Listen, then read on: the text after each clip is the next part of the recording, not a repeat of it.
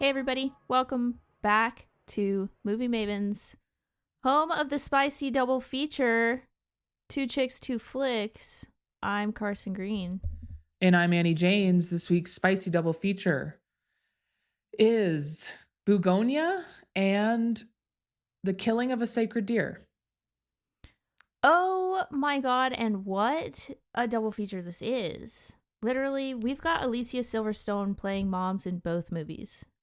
Moms to people that she is not old enough to be their mom. The math does not check out. I did the math on both, and it's like her and Jesse Plemons, that's like an 8, maybe 10, 12-year difference. And then her and Barry Keoghan even is like a 14, 15-year difference. The math is not checking out. No.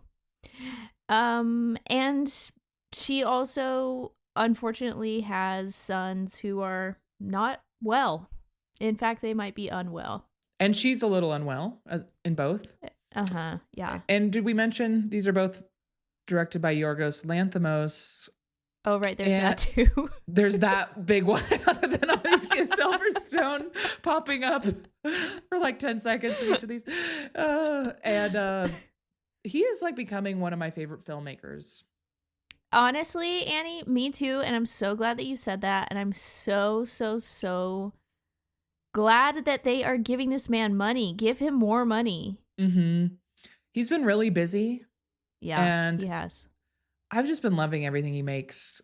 Me too. Okay, last connection. I would say that there's themes of justice, perhaps, in both of these films. 100%. Yeah.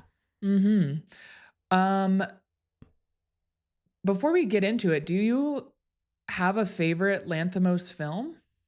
Kinds of Kindness. Okay. Yeah, Kinds of Kindness. I'm pretty sure I was trying to remember, and I guess I could have just gone back and looked. I was trying to remember, but I'm pretty sure Kinds of Kindness was like in my top 5 last year. It was in mine for sure. Yeah. I actually know it was because I think that was like low key our like movie maven movie of the year because it had our highest overlap. Yes. Uh-huh. I think my favorite, I kind of need to watch them back to back, truthfully, or like all recently. I would guess right now my favorite is, oh my goodness, it's hard to choose. I know. And maybe The Favorite, which you haven't seen The Favorite, right? No, I have. Yeah, I have. Oh, okay. Yeah. I would say I liked The Favorite. I really liked Poor Things, but I had an issue in both of these movies with the way that they were shot. Didn't love it. He makes some kind of weird, wacky lens choices that I don't love. Yes. He does love that wide angle lens, super wide lens. Yeah. Okay, well, let's get into it. And I think we should start with Bugonia. Welcome to the headquarters of the human resistance. Where's my hair? Your hair has been destroyed to prevent you from contacting your ship.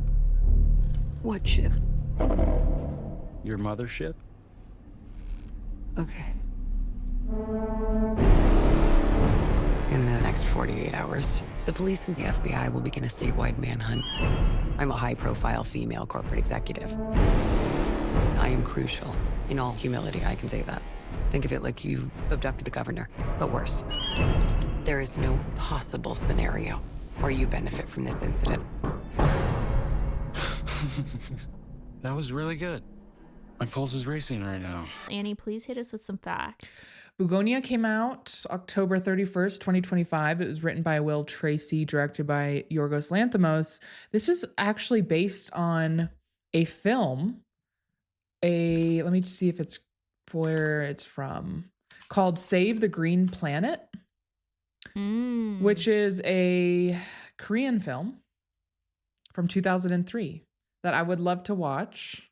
Me too. When I have the time. It has an 87% on Rotten Tomatoes. It's starring Emma Stone and Jesse Plemons. Here's the description from IMDb. 2 conspiracy-obsessed young men kidnap the high-powered CEO of a major company, convinced that she is an alien intent on destroying planet Earth. Okay, this movie we are going to spoil, and I would recommend, if you are interested, to not listen. because of Yeah. the story of the film, where it goes. Yeah. And I would recommend this film. Yeah. Annie, I want to hear what you thought about this movie. What was your viewing experience like? I saw this in a theater that I'm a little removed now because I saw it opening night, like the Thursday night here. Yeah. But the experience was great. And you know what? I loved this film. I had a lot of fun with it because it's doing something that I'm learning about myself that I love, which is I love when I'm watching a movie and it constantly throughout the course of the runtime makes me change my mind on what I think is like happening or whose side I'm on. I don't know that it changed my mind with whose side I'm on, but it did make me throughout. I kept thinking, oh, maybe he's right or maybe not. Maybe she is an alien or maybe she's not an alien and he's crazy. I kept changing my mind throughout the film. And I loved that experience. Yeah. The same thing happened to me. And, you know, it's interesting. It's interesting that you bring this up, Annie. I was thinking about this actually in relation to this movie, that you like to do a little prediction. You like to call it early. Yeah. And you like to see where like if you're right or if you're wrong. It's not even that it's not even a like or dislike. It's like I can't even help it. Yeah, and see, I don't do that literally at all. But the whole time that I was watching this, I was having the same experience of like, oh my God, I don't know what the truth is yet. But deep down, so deep down, I knew that she was an alien because it was a Yorgos Lanthimos movie. I 100% agree. Like, I did keep changing my mind because of the film at face value. Yeah. But same thing when I would remind myself this is Yorgos. Yeah. And when I would really predict how the best ending would be that she is an alien.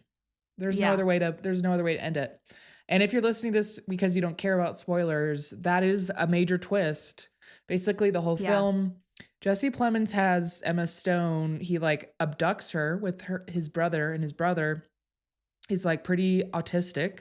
And he's played by someone that is autistic, which is his cousin. Yeah, he's played by someone that is autistic and a part of this like autistic actors program. This is his first role. Okay, representation. He did amazing. He did so good. He did awesome. And he brought this like just the idea of having someone like that brought an element to the film of like who's really more mentally ill here. You know? So, Jesse Plemons and him abduct Emma Stone, keep her in their basement because they're convinced she's an alien, and they want to use her to, like, as a hostage to force her to let them join her on her ship and return to their native Andromedan species so that they can parlay with these aliens and beg them not to destroy the Earth. And when you see Jesse Plemons' living conditions and what the things they're doing, like chemically castrating themselves, I mean, he is crazy.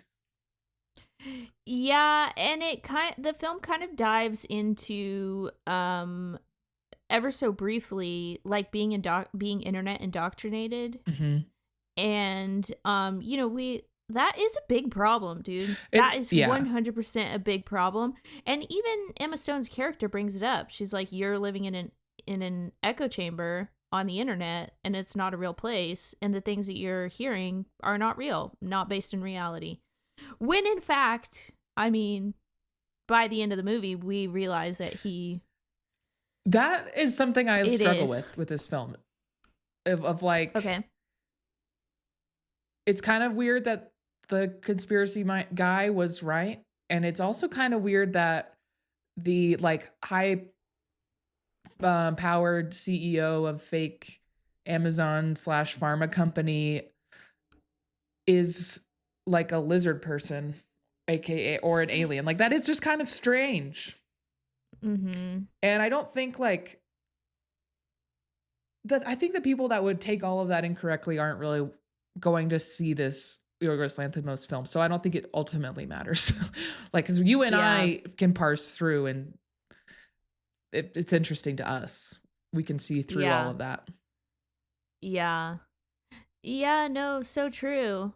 I mean, yeah, like the film at face value, I think is just really like it's almost too fun for me to even want to like look deeper at it. I don't feel that way about Killing of a Sacred Deer, I'll say. Yeah. I think this is more an accessible movie. Like I could recommend this movie easier than I could recommend Killing of a Sacred Deer. Yeah, 100%. Yeah, me too. I want to talk briefly about the performances here. Yeah, let's get into it. Jesse Plemons has given my favorite performance of the year, hands down. He was so Sorry, good. Michael. Sorry, Michael. Love you. But he acted his ass off. And you know what, Annie? Like, the more I get to know Jesse Plemons through press, which is like the only time he ever appears in public is like through press tours, which I love. The more I get to know him, the more I realize that like him and his wife, Kirsten Dunst. I was like, yes, married Kristen to Kristen Stewart. The way that him and his wife approach acting is very similar in that they approach it as if like this is the job that they have chosen to do. And they're like they both approach the job with a lot of respect and a lot of talent. And like I don't know, it was just it's much different than watching a Sydney Sweeney, for instance, in which I feel like the way that she approaches acting is like, I want to be a famous person, I want to be on the screen, I want to look hot. Whereas Jesse Plemons is like, I want to be an actor, and this is the job that I've chosen to do. And he's so talented, and it's so refreshing to watch. And this character has a lot of depth to it. Yes, he's like taking it seriously, the art and the craft of it. I thought he did amazing. I also thought his cousin did amazing, but you know, Emma Stone did something really spectacular for me, and I was thinking about this today. Like, she has to ride this line and do this delicate like dance of knowing how to conceal the truth to the audience and to Jesse Plemons. And there's multiple times where she has to negotiate and trying different means of negotiation with Jesse Plemons. And there's just this dance of she's having to like act like she's lying and act like she's telling the truth, but she's actually lying, or act like she's lying, but she's actually telling the truth. Like there's just so many layers that she has to do. And I was very impressed with them. Yeah. No, she's so good. She's so good. You know, also, as I was watching this, we're so close on her alien looking face the whole time. Yes. We're just so close on her alien face. Mm-hmm. And I just could not help but think that this is the last movie that we're going to see Emma Stone's actual alien face. Carson's referring to the fact that Emma Stone got some work done and is now looking a little Margot Robbie-ish, which is just a bummer. I mean, her eyes are always her eyes. Actually, no, they did. Those are different too now. Yeah. What a shame, because one of the just most unique beauties ever. And now she just looks a little bit like Margot Robbie. She looks a little bit like everybody else. But you know what? I'm so glad that she got to play an alien. Like, I feel like her face was born for this role. Mm-hmm. I agree. I totally agree. So let's see. You know the scene, the torture scene to the Green Day song? Yeah. I love this. I love when Jesse Plemons has some sort of line that's like, nobody has ever gotten these results, or like it's never gone off the charts. Uh-huh. And in that part, I'm like, wait, has he done this to more people? Mm-hmm. And his Cuzzy even says, nobody? Right. And then, Uh-huh. and that got my mind racing. And then I really love when she's trying to get out, but she discovers like his hidden like murder layer. Cause one that raises the stakes so high. Cause up until then, I thought maybe Jesse Plemons is not a violent man. Like, I mean, he's violent, Yeah. but maybe she's kind of safe. Maybe she'll get out of this alive. And then you see this room full of body parts and like blood and guts. And then you're like, oh no, he's like a serial killer, actually. Yeah. But she doesn't leave. She starts going through his like notebooks and his data.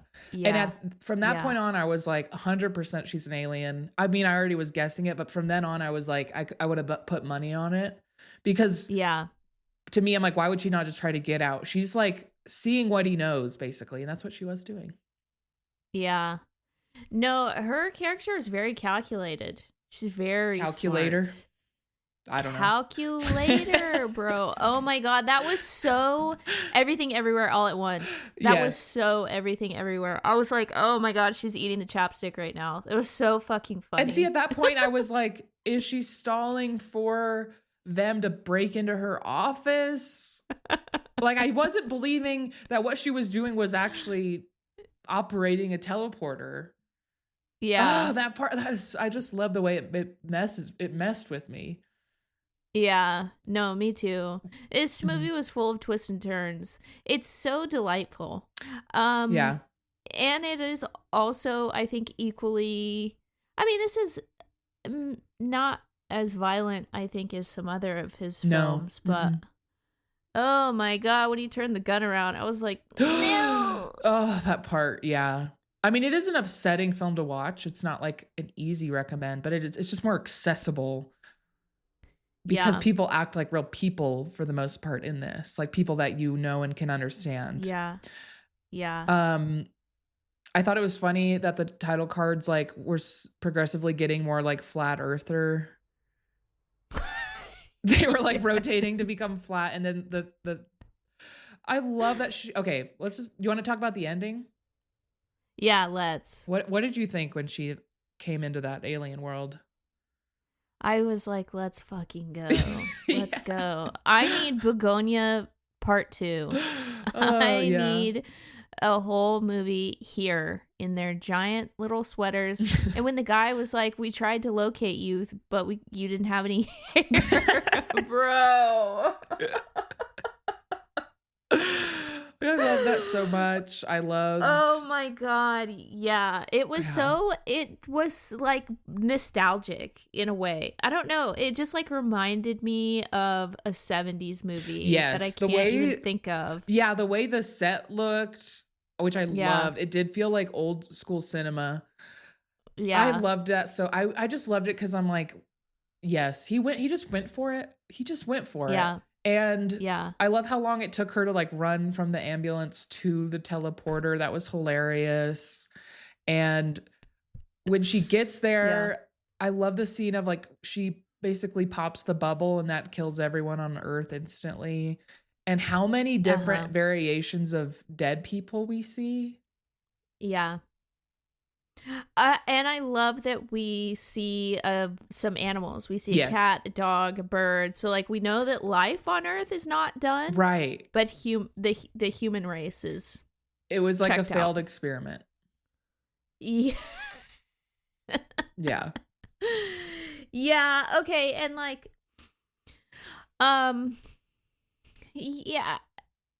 yeah.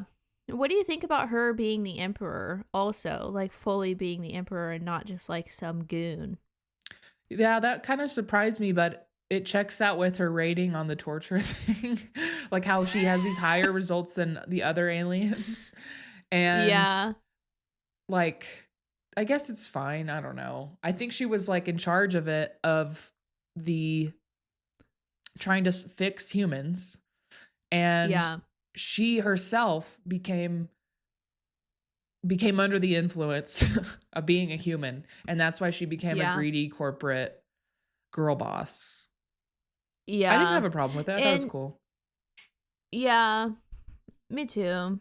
You know, it's also interesting too, like Jesse Plemons' whole, like the guy's whole mission was to get the Andromedons to stop killing the bees. And it's like, actually, man, the Andromedons are pro-Earth. I think and I they're thought he not. was trying to get them to just save humanity. Oh yeah, I guess you're right. And like that's what they were trying to do. An attempt was made. An attempt was made. Yeah, they were already trying to do it. This movie is really high up. I don't know where I'm going to put it in my top 10 list, but it's going to be in there. I'll just say that. That's how much I liked it. Yeah, me too. No, I mean, yeah, I think it's a little bit of column A, column B. Is like I loved this movie, and I haven't seen a lot of good movies this year. Yeah. Oh, I did want to say I found out what Bugonia means. Okay. It is a folk practice in the ancient Mediterranean region. Okay. That is based on the belief that bees were spontaneously generated from a cow's carcass. I mean, So it's like a conspiracy theory that that's where bees came from. I would buy that. I'm like, are you guys thinking about flies? Do you not know the difference between a fly and a bee? Yeah, but like, I mean, think about it. Like, you're just you're seeing something new for the very first time, and like, there's no written history. People don't know what bees are. Like, if someone told me it came from a cow's carcass, I'd be like, yeah, I agree. Yeah, I don't blame them for thinking it. I don't blame them for thinking it. Okay, period. Well, I really like this movie. Are you ready to rate? Yeah, I'm ready. For me, perfect movie, perfect viewing experience. Wow. I know. 10 out of 10. Shout out Yorgos. Oh my God. I know. I'm going to give it, I think like I'm going to give it a 9. I'm giving it a 9. Okay. As you should. Okay, 9.5 Movie Maven score. Let's move on and talk about Killing of a Sacred Deer. They're gonna see us from outer space. Yeah, I'm really sorry about Bod. It's nothing serious. No, it is. Like we're the stars of the human race. Human race. Where did you two go? When the lights started out, they don't know what they heard. Strike the match, play it loud, giving love to the world. How did his father die? We'll be raising A surgeon never kills a patient. An anesthesiologist can kill a patient, but a surgeon never can. 'Cause we got the fire. Don't be scared, Mom. Yeah, we You'll got see. the fire. You won't be able to move either. But you'll get used to it. Okay, Annie, please. Oh my God, I feel like I've been wanting to watch this movie for the show for years and years and years. I'm so freaking glad we finally did. You Annie, really please have. hit us with some facts. This movie came out in 2017. It was written by, I'm going to butcher this, but Lanthimos, Philippou, and Yorgos Lanthimos. Directed by Yorgos, starring Colin Farrell, Barry Keoghan, and Nicole Kidman. It has a 79% on Rotten Tomatoes. Here's the description from IMDb. Stephen, a charismatic surgeon, is forced to make an unthinkable sacrifice after his life starts to fall apart when the behavior of a teenage boy he has taken under his wings turns sinister. Okay. Well, you are dying to watch it. Yeah. How was the was. How was the viewing experience? Well, Annie, I hadn't rewatched this since it came out. I saw it in a theater in 2017, I guess. And I walked away from that theater confused and regretful and hurt even. And I just didn't get it. And I think like that is kind of the way that he makes movies, is like they're just simply not for everyone, and not everybody's going to get it, and you don't have to get it. And so I really wanted to rewatch it because I wanted to like see what I missed. Like Mhm. where was I led astray? Because it's a very interesting premise and like it's well done, I think. But I wanted to see where I went wrong, Yeah, as a viewer. maybe you'd like it now that you have seen more of Yorgos. Maybe you can understand the frequency of his films or something. Yes, and Annie, let me tell you actually what it was. Okay. I now understand this movie. I Ooh, do. okay. And Annie, you know this. Listeners, you might not know this, but earlier this year I went down a Greek myth rabbit hole. And I read just about every book that I could get my hands on. I'm still doing it. Right now I'm reading the Odyssey, and I'm also reading what's the name of that book? Clytemnestra. Uh-oh. Yes. Clytemnestra, who is the wife of Agamemnon, and they had a daughter who they had to sacrifice because Agamemnon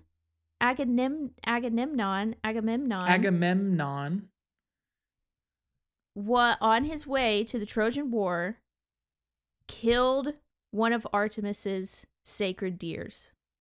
The killing of a sacred deer. It was the killing of a sacred deer, bro. I had to know Greek myth in order to love this movie. And as a result, he had to sacrifice one of his daughters, right? Or all of them or something. He did. No, just the one. Okay. Just the one. And actually, her name is like Igphinus? Iphigenia? And the daughter in The Killing of the Sacred Deer, in this movie, the daughter wrote a paper. The principal told the dad about her writing a paper about this daughter. Whoa. Yeah. I didn't know any of that, just so you know. I had learned about this because I looked up why is it called Killing of the Sacred Deer? Yeah. Approximately 1 hour ago. Mm-hmm. So it didn't influence my viewing, but you know what this all reminded me of is maybe you should rewatch The Lighthouse. Because The Lighthouse is based on some Greek myth as well, and I feel like I didn't get The Lighthouse because of that. Yeah. But I don't think I didn't get Killing of a Sacred Deer because of this Greek myth element. But knowing that, I think adds to the story. Well, and I think here's what it is, honestly. Like, I've always had an issue, like, suspending disbelief. Right. And there's just so much about this movie that is not spoken.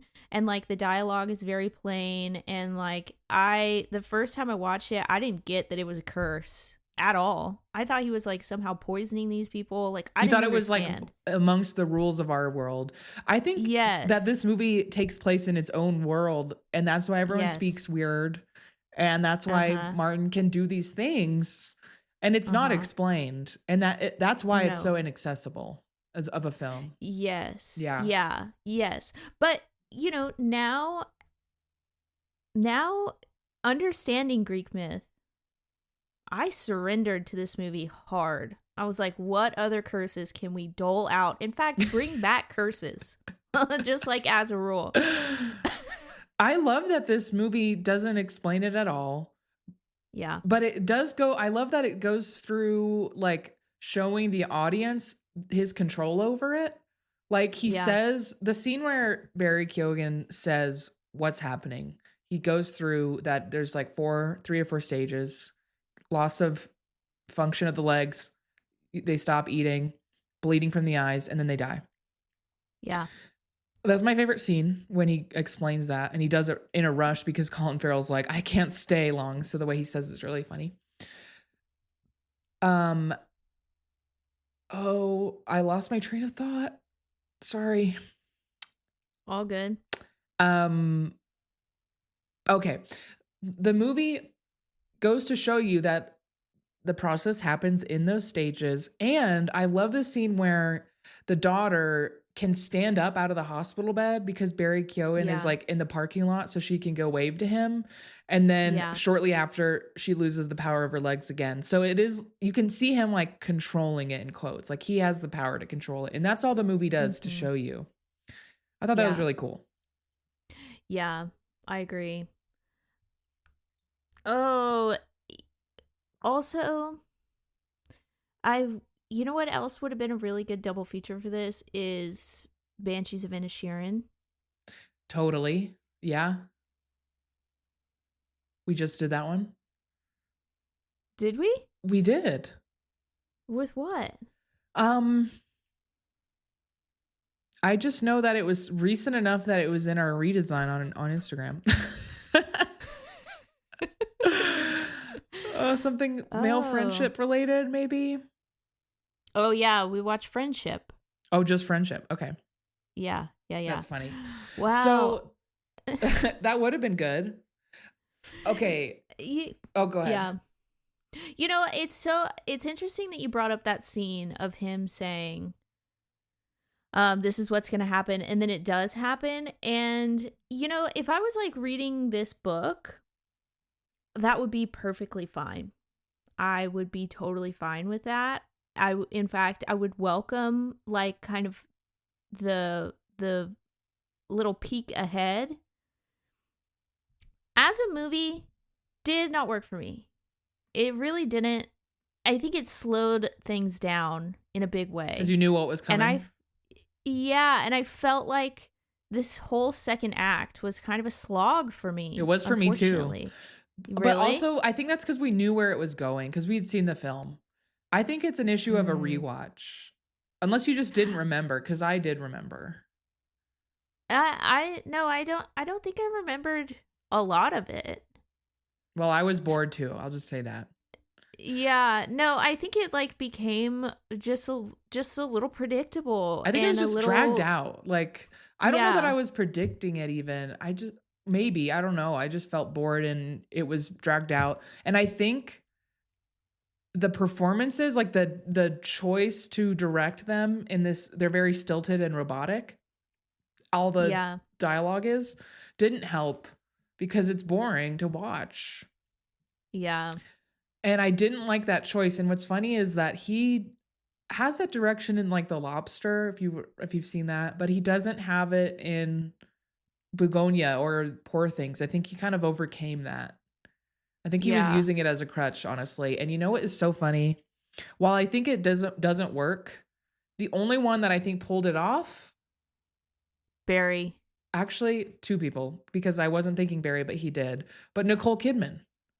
Yeah. The way she would deliver her lines flat, but there was a little seasoning on it, and I bought it. Yeah. But Colin Farrell, I just was like, something's just wrong with his man. Like, it just didn't really work for me. Yeah, no, his performance was really boring. It just like not compelling and not even really emotional at all. Like, you know, you would think that this man would be crushed or even motivated. It might maybe even a little motivated. but no, I didn't pick up on any of that. It was just very flat. And I guess you're right, you know, everybody was kind of a little flat. I guess it is Yorgos. Yeah, even the kids are flat the way they are. Yeah. They talk. But yeah, what that did do is it brought a level of humor to the film. And I think for sure. I think I appreciated the humor more this time than, I don't know if I fully got the humor the first time, because the movie makes you very uncomfortable. Yeah. But I knew what to expect, and maybe I didn't feel as uncomfortable, so I was laughing more.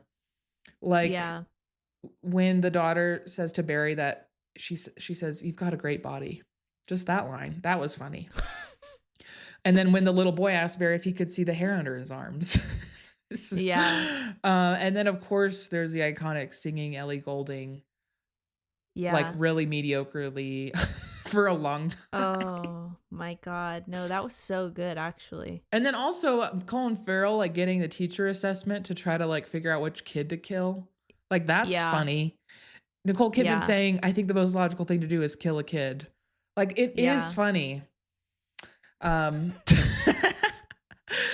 okay, I just want to say that the method in which he does kill a kid, well, and Nicole Kidman's part of the running too. So what he does is he blindfolds everybody, including himself, and he puts them in a Bro, this is so sick. he puts them in a circle and he spins around and then just fires a gun, and he misses like several shots before he actually hits someone. But I just have to say, Carson, as somebody who is obsessed with fairness and justice, it's part of the TISM. This is the only right way to do it. Yeah. This is the correct way to do it. It's just like full leave it up to chance. I guess they could have drawn straws or whatever, so it's not so fucking scary.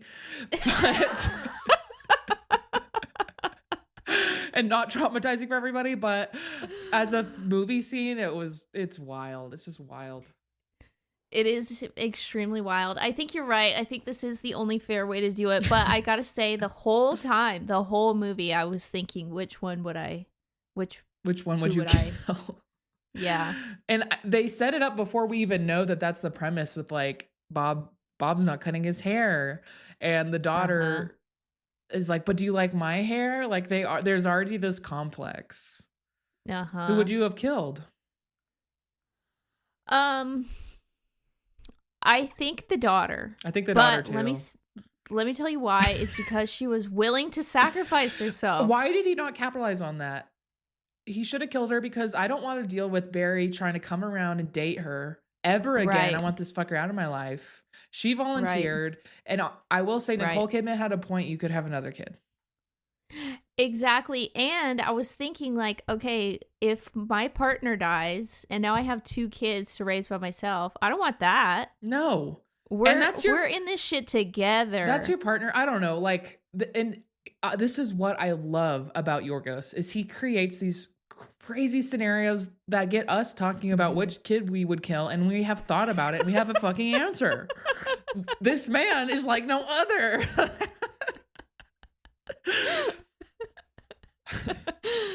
Yeah. Yeah. But I will say, like, yes, I loved the story. It's really compelling. But I low-key wish that this was a short. Fair enough. I wish this was 30 minutes long. Yeah. 25. I'm with you. I just got really bored second half. I would say I would recommend this to those I know would get down with this, who could rock with this. Yeah. I definitely think it's worth a watch. Absolutely. Yeah. Just not a rewatch. Yeah. Although I think this is maybe the 3rd time I've seen it, by the way. Oh, really? I think so. I feel like I watched it with Gus, maybe. Or I just think about it. That's the thing. I remember I really didn't like it the first time I saw it because of how uncomfortable it made me feel. But I thought about it. I think about it all the time. Yeah. I mean, I definitely have been thinking about it too since I watched it 8 years ago. Yeah. It came out 8 years ago. But I think now, having watched it with a newfound understanding of what the story is, yeah, I appreciate it so much more. Mm-hmm. It's kind of like do you remember in like maybe 1999 or 2000 when we had this run of retellings of Shakespeare plays, like 10 Things I Hate About You and Othello, and there was another one, Midsummer's Night Dream, and also just Romeo and Juliet by Baz Luhrmann. Yeah. Yeah. That, now understanding that this is based on a Greek myth, I'm like, okay, I get it. I get down with it. Are you ready to score it? Yeah, I mean, that being said, I don't think it's particularly a good movie. I'm going to give it a 6. I'm going to give it a 7. And it is maybe one of my least favorite Yorgoses, but what a ride. And what a weird story. Yeah. I love how little he explains. I don't know. There's a confidence in it. Yeah. But yeah, 7. So Movie Maven score 6.5 out of 10. And that's the show. Okay, well, if you have a suggestion for next week's spicy dub, the 2 flicks for 2 chicks. No, actually, next you can week is secured. Next week is locked. Okay, the week after that. Next week we're watching Predator Badlands. If you've listened this far, now you know. And if you have a recommendation for the dub. Yeah. That we still have time. We're still taking recommendations on that. Should we watch Prey again? How long ago was it did we watch Prey? I don't want to. We've never repeated a movie before. We've never repeated a movie, but I don't think I want to do Prey. Oh, never mind. Okay, well, thanks for listening. Love ya. Movie Mavens all the way out.